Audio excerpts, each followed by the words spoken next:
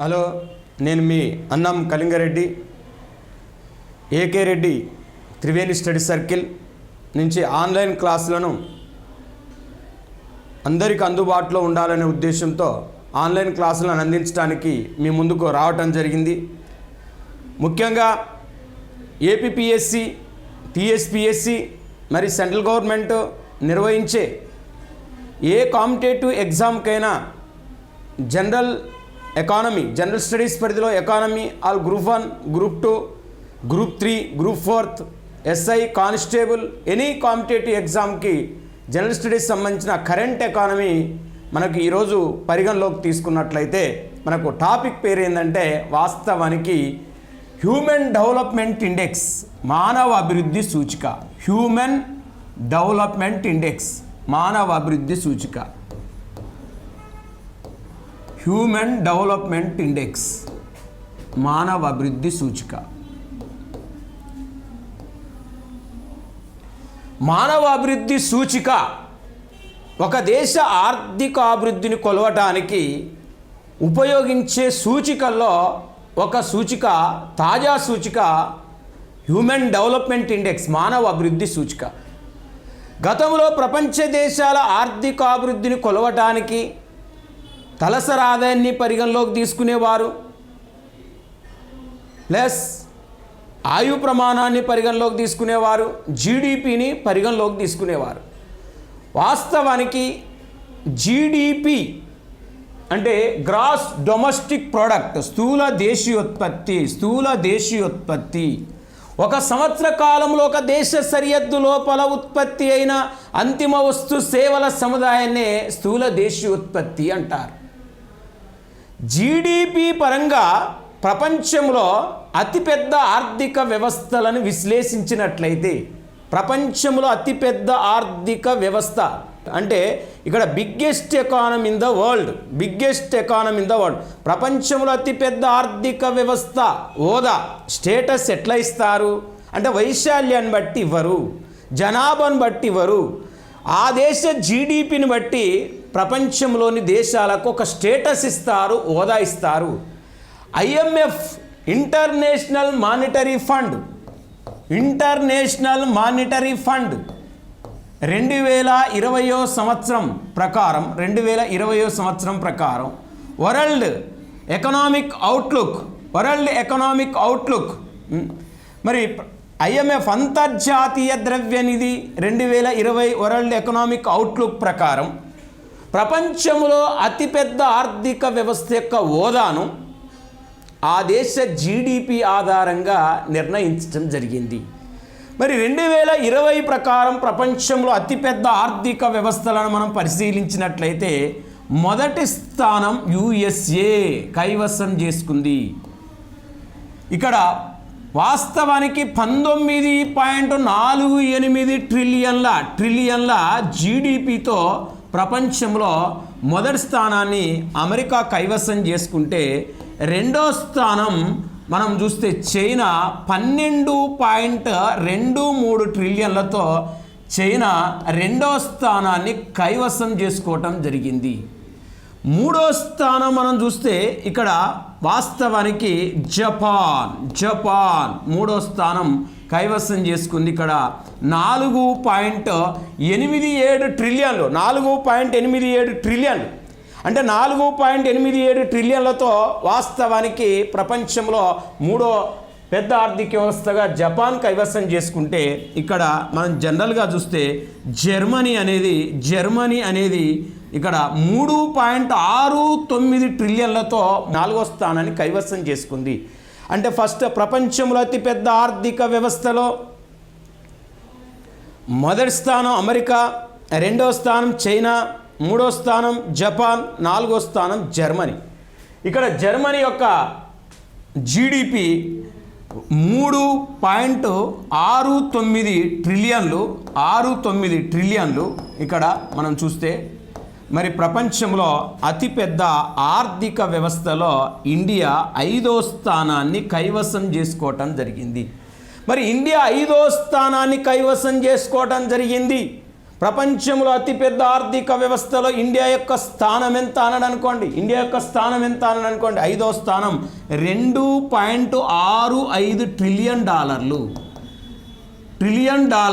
Trillion dollars మనం చూస్తే 2019 అక్టోబర్లో IMF విడుదల చేసిన వరల్డ్ ఎకనామిక్ అవుట్లుక్ నివేదిక ప్రకారం భారతదేశం గత సంవత్సరమే ఇంగ్లాండ్ దేశాన్ని, ఫ్రాన్స్ దేశాన్ని అధిగమించి 5వ అతిపెద్ద ఆర్థిక వ్యవస్థగా అవతరించటం జరిగింది. 5వ అతిపెద్ద ఆర్థిక వ్యవస్థగా అవతరించటం జరిగింది.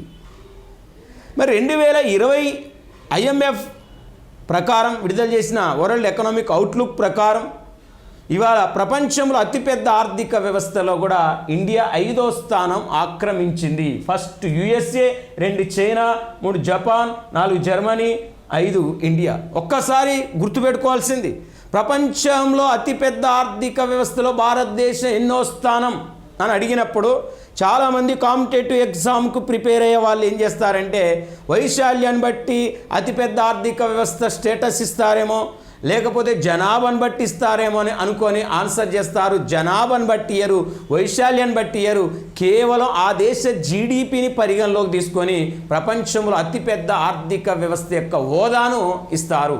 ఇవాళ భారతదేశం మరి 5వ స్థానం ఆక్రమించింది. 6వ స్థానం ఇంగ్లాండు, 7వ స్థానం ఫ్రాన్స్, 8వ స్థానం బ్రెజిల్ ఆక్రమించింది. అయితే 2019-20 బడ్జెట్లో భారత ప్రధానమంత్రి నరేంద్ర మోడీ ప్రకటన చేయటం జరిగింది. 2024-25 నాటికి భారతదేశ జీడిపి 5 ట్రిలియన్ల చేరుకుంటుందని అంచనా వేయటం జరిగింది. మరి 2024-25 నాటికి 2024-25 నాటికి భారతదేశ జీడిపి 5 ట్రిలియన్లకు చేరుకుంటుంది. 5 ట్రిలియన్లకు చేరుకుంటుందని అంచనా వేయటం జరిగింది. అయితే వాస్తవానికి మనం ఒక దేశ ఆర్థికాభివృద్ధిని కొలవటానికి గతంలో జాతీయ ఆదాయం తీసుకునేవాళ్ళు, తలసరి ఆదాయాన్ని పరిగణలోకి తీసుకునేవారు. వాస్తవానికి తలసరి ఆదాయాన్ని బట్టి కూడా ప్రపంచ బ్యాంకు ప్రపంచ దేశాలను 4 రకాలుగా వర్గీకరించింది. రీసెంట్గా ప్రపంచ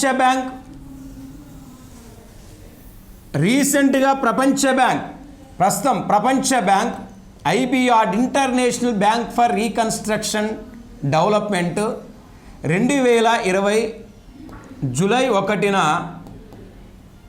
తలసరి ఆదాయాన్ని బట్టి ప్రపంచ దేశాలను 4 గ్రూపులుగా విభజించటం జరిగింది. తలసరి ఆదాయాన్ని బట్టి ప్రపంచ దేశాలను 4 గ్రూపులుగా వర్గీకరించడం జరిగింది. ఇది ఎప్పటి వరకు ఉంటుందంటే జూలై 1 నుంచి 2021 జూన్ 30 వరకు ఈ నివేదిక ఉంటుంది. అంటే తక్కువ ఆదాయం గల దేశాలు, మధ్య కంటే తక్కువ ఆదాయం గల దేశాలు, మధ్య కంటే ఎక్కువ ఆదాయం గల దేశాలు, ఎక్కువ ఆదాయం గల దేశాలు, lower income countries, lower middle income countries, upper middle income countries, higher income countries. అంటే 4 రకాలుగా, అంటే తలసరి ఆదాయాన్ని ప్రమాణంగా తీసుకొని ప్రపంచ బ్యాంకు ప్రపంచ దేశాల్ని 4 గ్రూపులుగా వర్గీకరించడం జరిగింది. అది 2020 జూలై 1న విడుదల చేయడం జరిగింది.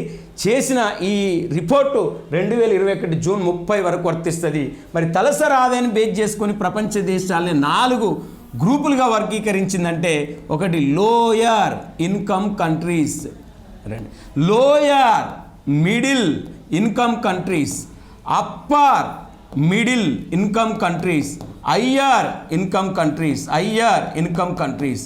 అంటే లోయర్ ఇన్కమ్ కంట్రీస్ తక్కువ ఆదాయం గల దేశాలు, మరి మధ్య కంటే తక్కువ ఆదాయం గల దేశాలు, మధ్య కంటే ఎక్కువ ఆదాయం గల దేశాలు, ఎక్కువ ఆదాయం గల దేశాలు.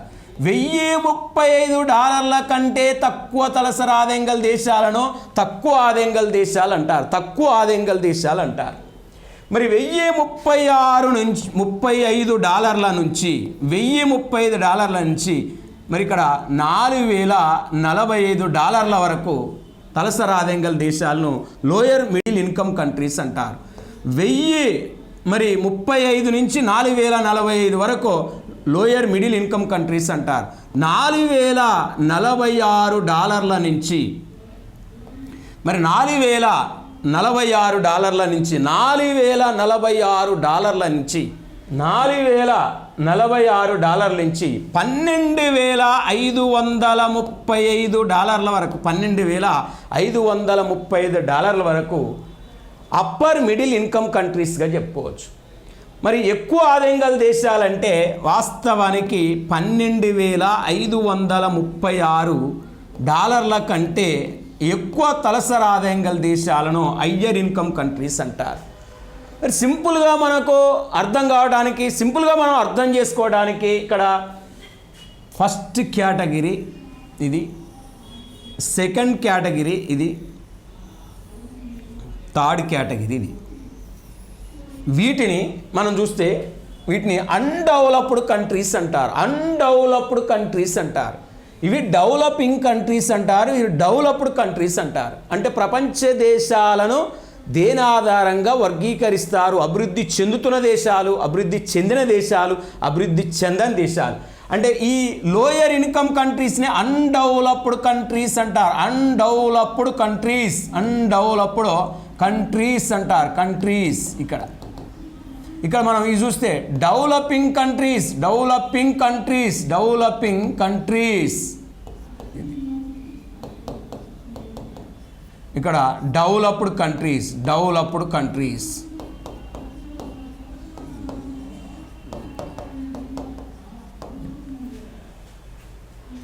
Undeveloped countries, developing countries, developed countries. అంటే $1035 కంటే తక్కువ తలసరి ఆదాయం ఉంటే వాటిని అభివృద్ధి చెందని దేశాలు అంటారు. మరి 1035 నుంచి $12,535 వరకు ఉంటే అభివృద్ధి చెందుతున్న దేశాలు అంటారు. $12,536 కంటే ఎక్కువ తలసరి ఆదాయం ఉంటే అభివృద్ధి చెందిన దేశాలు అంటారు. మరి ఇప్పుడు భారతదేశం యొక్క తలసరి ఆదాయం $2020 కాబట్టి $2020 కాబట్టి భారతదేశం అభివృద్ధి చెందుతున్న దేశము అని చెప్పవచ్చు. ఏది? ప్రపంచ బ్యాంకు ప్రకారం భారతదేశం అభివృద్ధి చెందుతున్న దేశం అని చెప్పవచ్చు.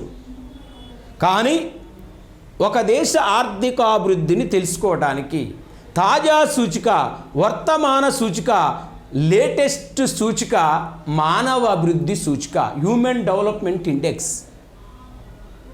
అంటే ఒక దేశ ఆర్థికాభివృద్ధిని కొలవటానికి గతంలో అనేక సూచికలు ఉన్నప్పటికీ ఆ సూచికలన్నీ పరిమాణాత్మక మార్పులను మాత్రమే తీసుకున్నాయి, కానీ ప్రమాణాత్మక మార్పులను పరిగణలోకి తీసుకోలేదు. మానవ అభివృద్ధి సూచికలో పరిమాణాత్మక మార్పులతో పాటు ప్రమాణాత్మక మార్పులను కూడా తీసుకుంటుంది. ఈ సూచిని మానవ అభివృద్ధి సూచికను 1990 సంవత్సరంలో 1990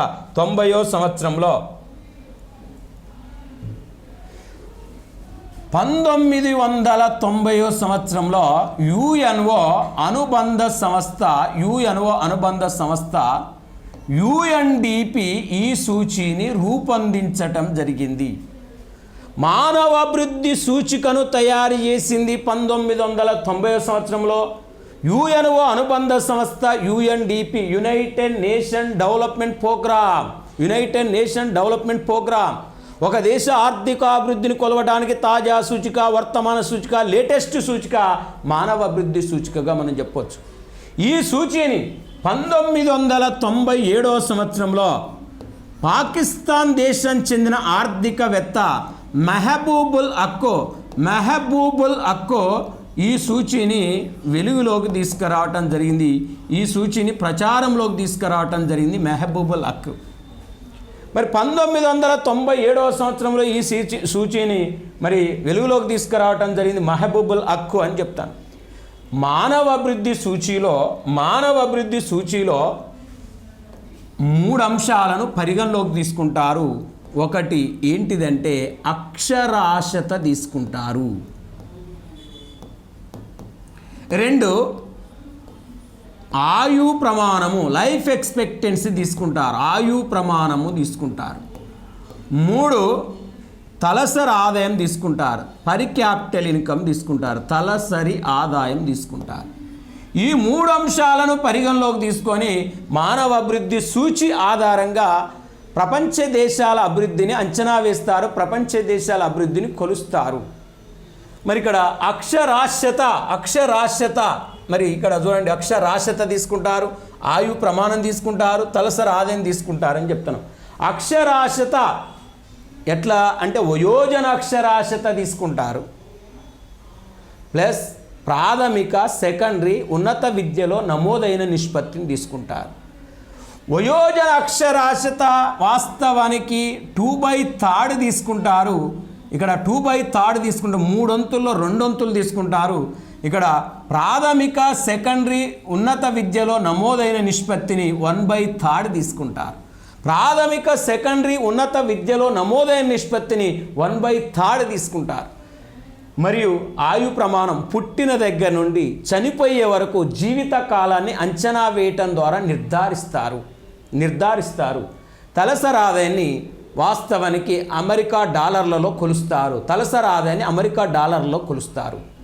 అయితే ఈ సూచి ఎలా ఉంటుంది? ఈ సూచి ఆధారంగా మానవ అభివృద్ధిని ఎట్లా లెక్కిస్తారంటే వీటికి గరిష్ట కనిష్ట పరిమితి ఉంటుంది.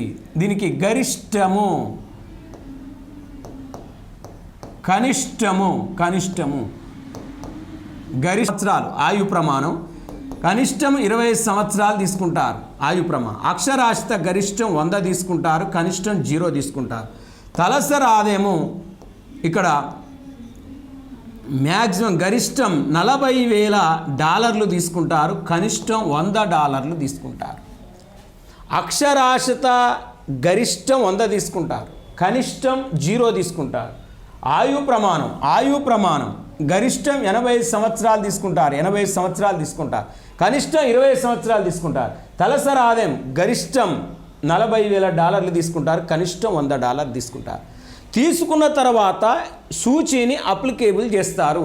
సూచీని ఎలా అప్లికేబుల్ చేస్తారంటే ఇక్కడ సాధించిన విలువ మైనస్ కనిష్ట విలువ బై గరిష్ట విలువ మైనస్ కనిష్ట విలువ ఆధారంగా హెచ్డిఐని క్యాలిక్యులేట్ చేస్తారు, హెచ్డిఐని లెక్కిస్తారు.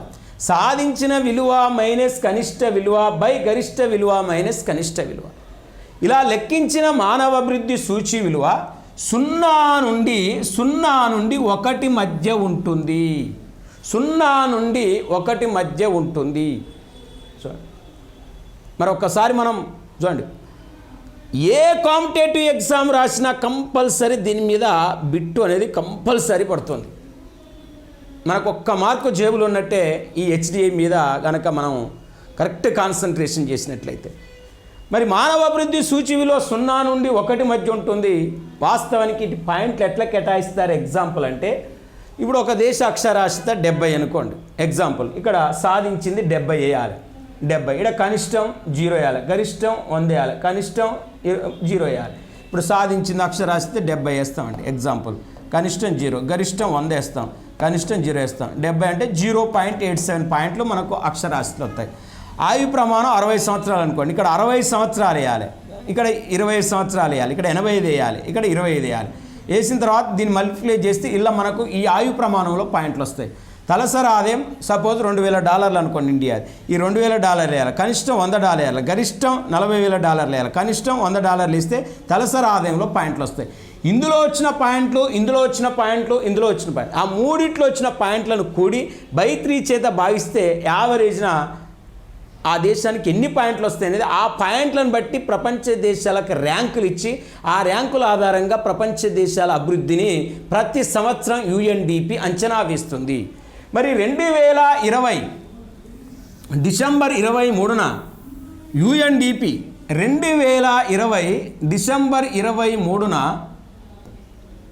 2019 హ్యూమన్ డెవలప్మెంట్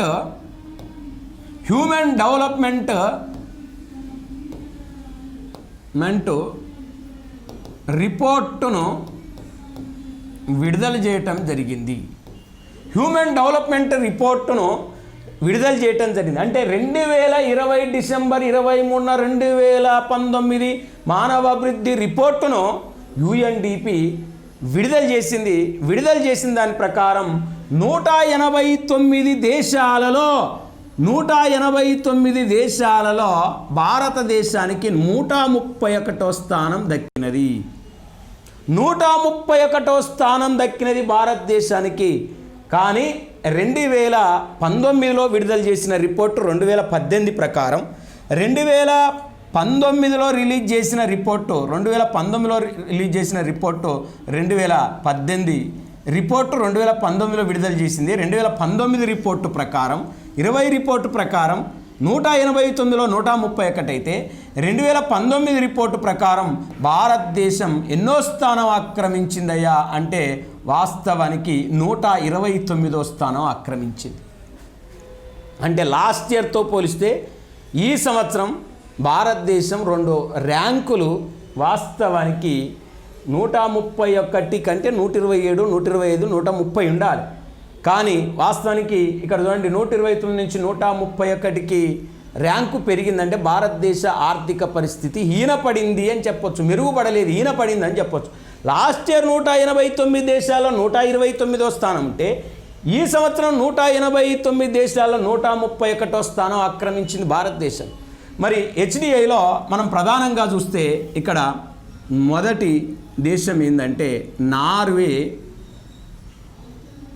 మొదటి స్థానం ఆక్రమించింది 0.957 పాయింట్లతో.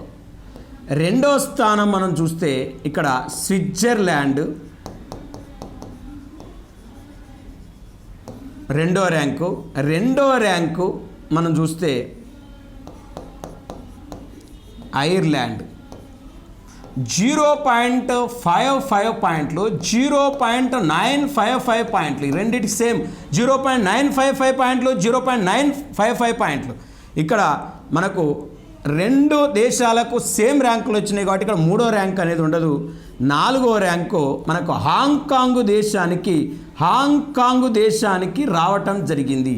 మరి హాంకాంగ్ దేశానికి రావటం జరిగింది 0.949 పాయింట్లో.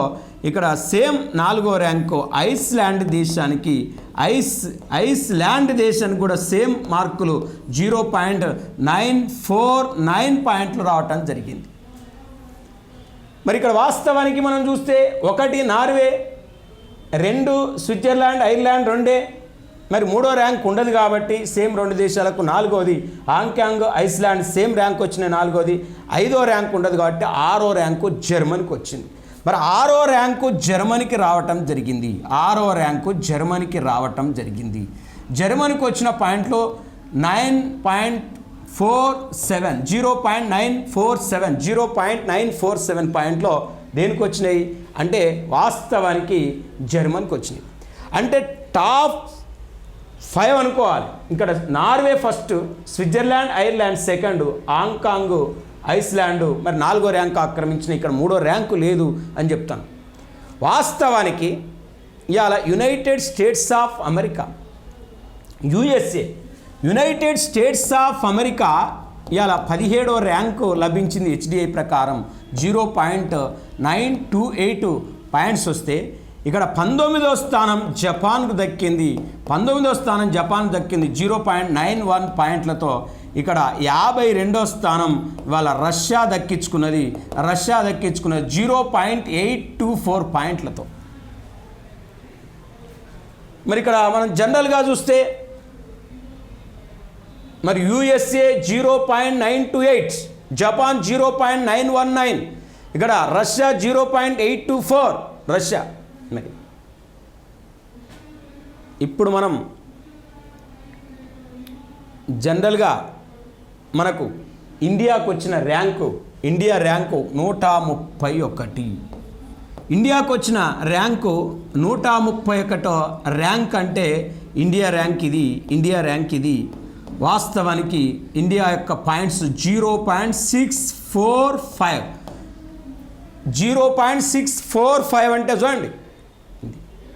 మరి 0.645 అంటే మనకు ఎంత తక్కువ మార్కులు వచ్చినాయి అనేది ఒక్కసారి మనం చూస్తే మనకు అర్థమవుతుంది.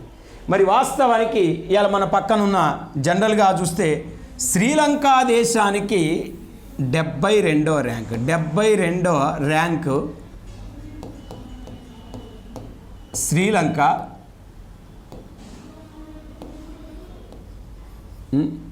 శ్రీలంక,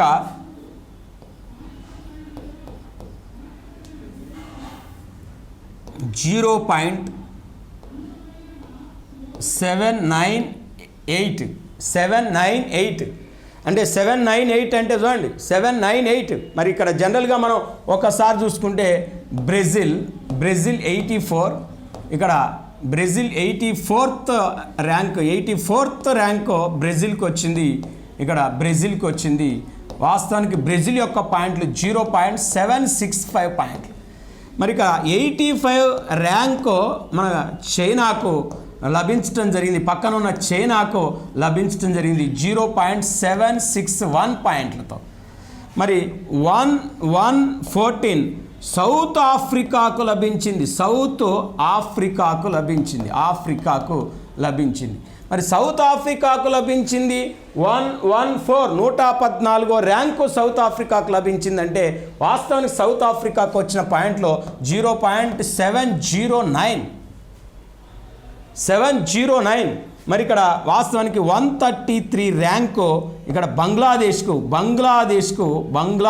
లభించింది. 133 ర్యాంకు. దీనికి వచ్చిన పాయింట్ 0.632. ఇది 0.632 పాయింట్లు వచ్చినాయి. మరి 0.63 పాయింట్లు వస్తే వాస్తవానికి మనకు కావాల్సింది ఏంది? పాకిస్తాన్ 154 ర్యాంక్ వచ్చిందండి. పాకిస్తాన్కి 154 ర్యాంకు. ఇక్కడ వచ్చిన పాయింట్ 0.557 అంటే వాస్తవానికి మనకు బ్రిక్స్ కూటమి. బ్రిక్స్ అంటే వాస్తవానికి బ్రిక్స్ కూటమిలో చూడండి మనకు బ్రెజిల్, బి అంటే బ్రెజిల్, ఆర్ అంటే రష్యా, ఐ అంటే ఇండియా, సి అంటే చైనా, ఎస్ అంటే సౌత్ ఆఫ్రికా. మరి Brazil, Russia, India, China, south Africa. ఈ బ్రెజిల్ మనకు 84వ ర్యాంకు దక్కింది. రష్యాకు 52వ ర్యాంకు దక్కింది. ఇండియాకు మనం చూస్తే 131వ ర్యాంకు దక్కింది. చైనాకు 85వ ర్యాంకు దక్కింది. సౌత్ ఆఫ్రికాకు 114వ ర్యాంకు దక్కింది. అంటే బ్రిక్స్ కూటమిలో ఒక రష్యా తప్ప మిగతా 4 దేశాలు కూడా అభివృద్ధి చెందుతున్న దేశాలే అని చెప్పొచ్చు. మరి 189 దేశాల్లో వాస్తవానికి 189 దేశాల్లో 189వ దేశం ఏ దేశం అంటే నైగర్ దేశానికి వచ్చింది 0.394 పాయింట్లతో. 188వ దేశం సెంట్రల్ ఆఫ్రికన్ రిపబ్లిక్ 0.397 పాయింట్లతో 188 వస్తే 187వ పొజిషన్ చాంద్ దేశం 0.398 పాయింట్లతో చాంద్ దేశం ఉందండి. మరి చాంద్ దేశం 0.398 పాయింట్లు ఉన్నాయి. సెంట్రల్ ఆఫ్రికన్ రిపబ్లిక్ 0.397 ఉన్నాయి. నైగర్ దేశానికి 0.934 పాయింట్లు ఉన్నాయి. లాస్ట్ 189వ దేశం నైగర్ దేశం అయితే నార్వే దేశం మొదటి స్థానం. మొదటిది నైగర్, చివరిది. రెండు మొదటిది నానే, చివరిది నానే. మరి భారతదేశం ఎంత? 131వ స్థానం.